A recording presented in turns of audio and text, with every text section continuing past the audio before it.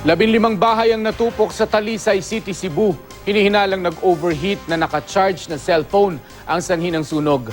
Makibalita tayo kay Chona Carrion ng GMA Cebu.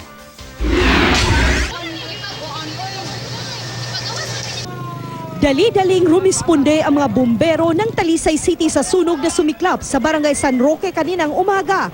Tumulong din ang mga bumbero mula sa Cebu City. Pero ang kanilang pagresponde pahirapan dahil sa masisikip na daan papasok sa mga nasusunog na bahay. Ipinwesto na lang ang mga fire trucks sa maluluwag na kalsada at pinagdugtong-dugtong ang mga hose ng tubig. Base sa investigasyon ng BFP, nagsimula ang sunog sa bahay ni Stella Rontal kung saan daw may nag-overheat na naka-charge na cellphone.